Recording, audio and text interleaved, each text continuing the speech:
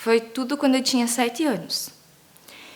E aí a minha mãe comprou uma maleta que tinha uns brinquedos, né, referente à medicina, que nem tipo uma seringa, um estetoscópio, enfim, né, nesse ramo. E aí, desde então, abriu a minha mente para esse mundo, sabe? E aí me encantou. Eu comecei a pesquisar, comecei a ver mais sobre, estudar sobre.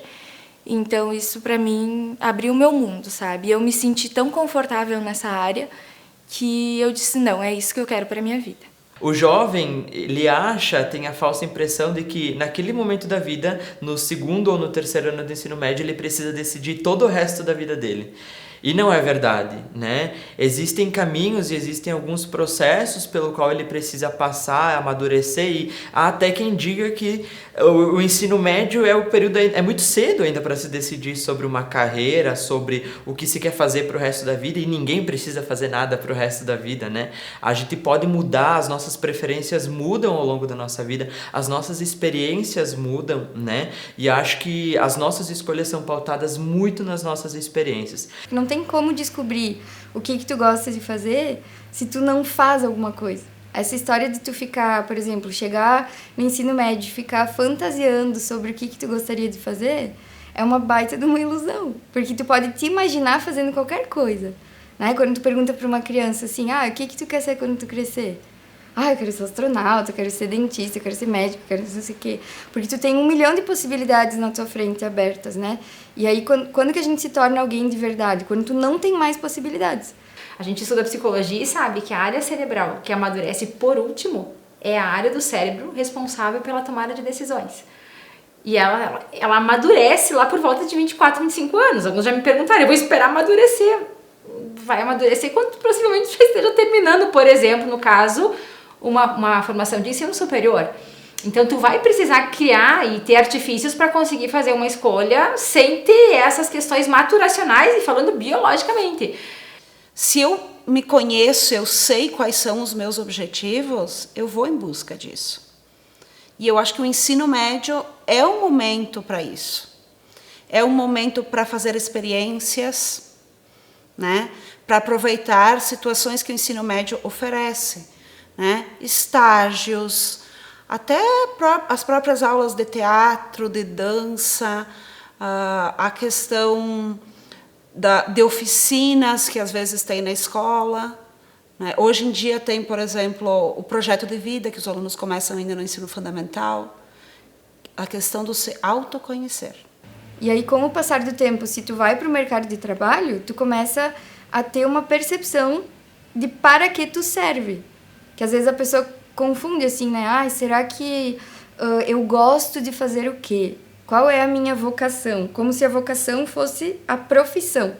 Hoje, mais do que saber calcular 2 mais 2, é importante saber se relacionar com outra pessoa. É importante saber trabalhar em grupo, porque o mercado ali fora vai exigir que tu esteja preparado para ouvir e para apresentar boas ideias, para apresentar bons projetos. Então, acho e tenho certeza que o diferencial é esse. É ter a consciência de que o aprendizado precisa acontecer ao longo de toda a nossa vida, independente se esse aprendizado for por meio de um curso técnico, ou de uma graduação, ou de uma especialização, ou pelas experiências, né? Porque a gente tem cenários e situações de muitas pessoas de sucesso, que cresceram, que são as pessoas que mudam realmente o cenário e o contexto em que estão inseridas, sem ter necessariamente passado por uma graduação, né? Ele não vem só com a questão de um início de uma possível marca de independência financeira, porque às vezes o primeiro trabalho, né, a renda ela é até simbólica, por vezes. Mas é tudo que ele representa, né? É maturidade, é desafio, é a responsabilidade, ele representa muito mais. E eu digo que é uma das instâncias, uma das nossas dimensões de vida que a gente considera com tal importância como o físico, o financeiro, o social, o afetivo, tá ali. É diferente o jovem que estuda de manhã e o jovem que estuda à noite. O que estuda à noite, muitas vezes, chega no segundo horário, às 7h30, porque se atrasou no trabalho, vem sem jantar, vem direto do trabalho, né? E tem que ainda dar conta daquelas 4 horas de sala de aula, né? Esperando o lanche das 9, porque não deu tempo nem de fazer um lanche, um intervalo entre o trabalho e a escola, né? Então, são realidades diferentes também. De quem tem um ensino noturno é muito diferente de quem tem um ensino diurno. Então, eu sempre incentivo os pais ou os adolescentes que estão no ensino médio a antes trabalhar em alguma coisa só para ver como é que funciona essa troca de dinheiro, essa troca de funções, como é que é lidar com pessoas, lidar com números, se organizar financeiramente, ter responsabilidades, ter uma rotina. Porque aí tu se situa, tu coloca os pés no chão e aí tu vê. Se tu é muito ruim em lidar com pessoas, de repente tu começa a pensar em algum curso técnico que te ensine a fazer algo específico, né? Que às vezes vale mais a pena, porque aí a faculdade às vezes tu investe 200, 300 mil e simplesmente é jogado fora. Porque, assim, existem pesquisas que mostram mais ou menos, assim, aproximadamente 50% dos recém-formados não encontram emprego. Isso não é, assim, uma coisa que eu digo só porque eu li, sabe? Não, eu percebo. No consultório, eu percebo com os meus amigos. Os meus amigos que fizeram engenharia, nenhum está trabalhando na área. A educação, ela é protagonista do nosso ser. Isso é uma coisa que eu sempre digo, assim. Se a gente quer, em algum momento, ser diferenciado, e não só em termos profissionais, mas enquanto pessoas, nós precisamos entender que a educação é um dos artifícios mais potentes e mais importantes nesse cenário todo. Então, independente do caminho que tu escolher, seja ele de trabalhar nos 10 primeiros e estudar nos próximos 10, ou estudar nos 5 primeiros e trabalhar nos próximos 10, que essa tua escolha seja pautada numa consciência bem importante, que tu precisa aprender ao longo de toda a tua vida. Então, a gente começar a construir isso com o jovem desde muito cedo, essa construção de trabalho como algo que não é penoso, pelo contrário, é uma das formas da gente se sentir vivo, mesmo que a gente às vezes saia muito cansado de um trabalho, exaustos, mas aquela sensação de estar vivo. Então, ela é fonte de uma questão de suma importância para o equilíbrio das pessoas de uma maneira geral. E aí, quanto antes nós tivermos experiências, né, e construir essas experiências realmente no sentido positivo, melhor em termos de resultado futuro. O sentido não é a mesma coisa que a felicidade. O sentido é assim, será que aquilo que eu fiz fica para eternidade? No sentido assim, será que eu impactei a vida das pessoas de alguma forma? Quando tu é jovem, tu não pensa nisso, tu pensa em ser feliz, até porque tem um incentivo muito grande na mídia, né? Até na psicologia moderna, hoje em dia tem muito isso, né? De tu investir na tua imagem, na tua autoestima e parará. Então, essa coisa do sentido, ela é diferente, ela é quase o oposto disso, porque tu não tá preocupado contigo mesmo especificamente. Tu tá preocupado em como servir melhor as pessoas para que a tua história impacte de alguma forma o mundo ao teu redor. Não é que a gente vai ser eternamente feliz, essa coisa de realização profissional, de que as coisas são sempre maravilhosas, de que eu vou escolher uma coisa e eu vou ser feliz o resto da minha vida. Isso não existe, né? Essa consciência de que nós passamos por períodos e períodos e que trabalhar e fazer aquilo que você gosta não necessariamente significa ser feliz o tempo todo. Quando a gente entender isso, a gente entendeu tudo. Mas tu tem que ver que a função específica que tu tá exercendo, ela não pode ser o único fator pro sentido da tua vida. Isso é só um pedacinho do sentido da tua vida, né? E a felicidade, ela tá como uma variável, mas não como o critério principal. Ela pode ser uma consequência dessas escolhas, mas não necessariamente. Às vezes a gente vai num restaurante, por exemplo, e a gente vê um aluno trabalhando como garçom. E você vê que ele atende bem, que ele se comunica bem, que ele é educado, que ele venceu. É gratificante. Eu fico muito feliz. Se a gente pensar assim, não, mas eu nasci para ser dentista. Então tu tá querendo dizer que tu é só mais um dentista. Eu não posso ter nascido para ser uma profissão. Porque profissão, existem várias e dentro de cada profissão existem inúmeras pessoas. E hoje, por exemplo, com todas as mudanças, né, hoje a característica mais evidente ou a mais destacada no mercado de trabalho, inclusive em processos de seleção, é você ser adaptável. Está índice, assim, agora em pandemia, ele passa 40%. É uma qualidade, um predicado que a gente olha com muito carinho, quanto tu consegue ser adaptável.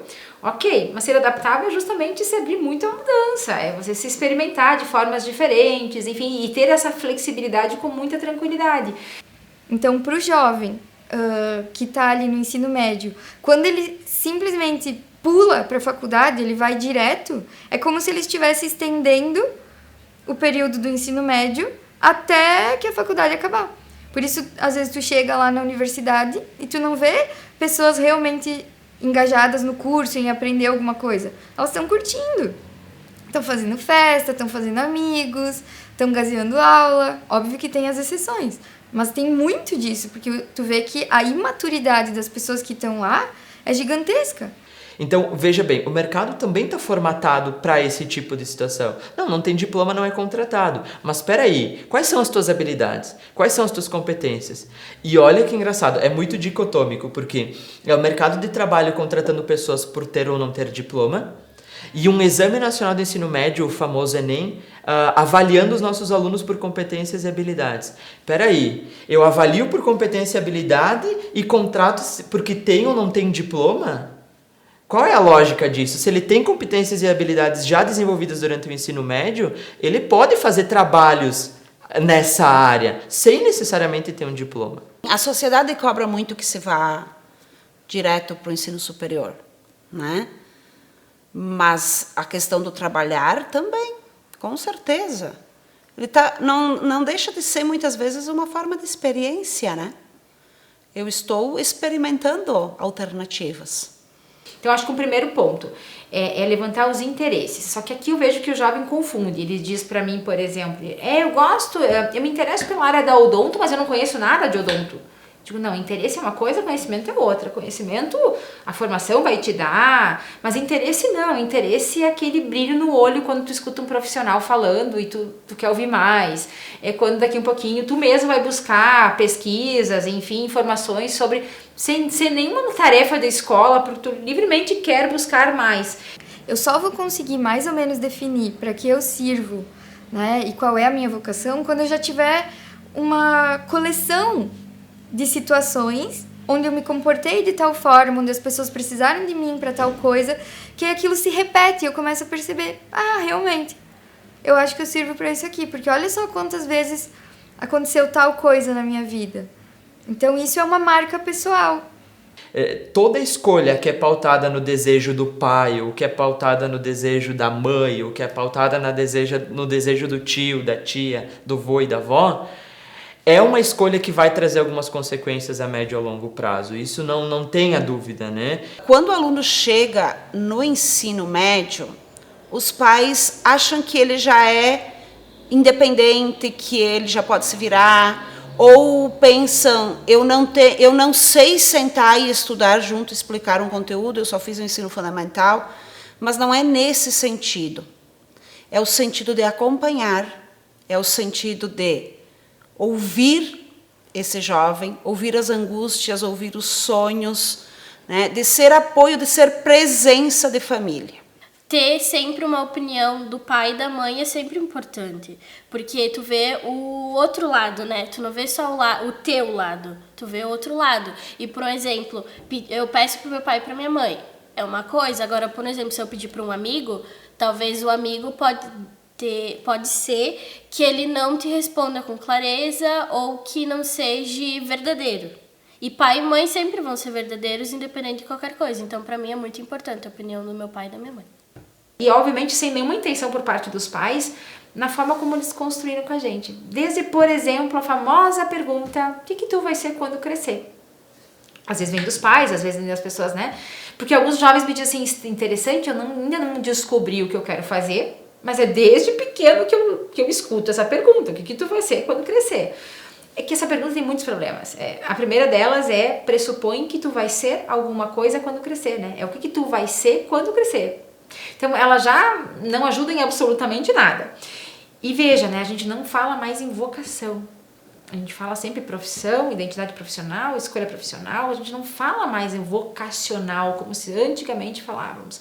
Tipo, tu tava tão desorientado, fazendo as coisas no automático e reclamando da situação que tu tava, que tu não percebeu que tu poderia já estar exercendo a tua vocação naquele período. Porque a vocação não depende de tu ter escolhido a profissão certa. Só que quando a pessoa se arrepende naquela época da vida, normalmente não é porque ela se arrepende de ter agido, de ter escolhido alguma profissão. Ela se arrepende de não ter sido quem ela deveria ser. Então, quando eu digo que é muito da envergadura pessoal de cada pessoa, é porque o trabalho submete as pessoas a diferentes condições. Condições de realização, mas também condições de frustração. E tanto em um cenário quanto em outro, na pior das hipóteses, a gente cresce. Porque tu só encontra a tua vocação quando tu presta atenção naquilo que tu tá fazendo, né? Aquilo que só tu pode fazer e não o que o grupo inteiro pode fazer. Sabe? Se perguntar o que eu quero pra mim, o que eu quero lá na frente, sabe? Como meta, como resultado. Eu boto muitas metas na minha vida. Eu, por exemplo, até tal idade eu tenho que alcançar isso, isso, isso. Então, nesse período eu vou fazer com que tudo isso ocorra, né, da melhor forma possível, para que eu tenha aquele resultado, sabe? E aí, então, essas pessoas, elas têm que pôr isso como meta, sabe? Eu quero tal coisa, tem que se perguntar. Não existe, sabe? Tu tem que te conhecer também. Quando o teu trabalho muda e transforma por menor ou maior grau a vida de alguma outra pessoa, eu acho que o sentido do trabalho é esse. O sentido do trabalho não é acordar segunda-feira e reclamar porque hoje eu tenho que trabalhar. O sentido do trabalho é acordar na segunda-feira e dizer assim, hoje eu tenho mais uma vida para transformar, eu tenho mais uma coisa para fazer, eu tenho mais um contexto para mudar, porque o trabalho muda cenários, muda a vida pessoal, muda a vida de quem está ao nosso redor. Então acho que primeiro o trabalho dignifica, depois o trabalho ensina. Esse lado de ser o único vai te dar o grande diferencial. E aí, por ser diferencial, tu vai acabar ganhando mais. Ou tu vai acabar vindo a renda que tu tanto espera. Eu acho que é ir atrás, é conhecer, é buscar. Acreditar em si. Então, se tem algo que dá para deixar para as pessoas e que pelo menos funciona muito bem na minha vida, é perceber o inconformismo como uma parte importante desse sucesso que tanto se fala, né?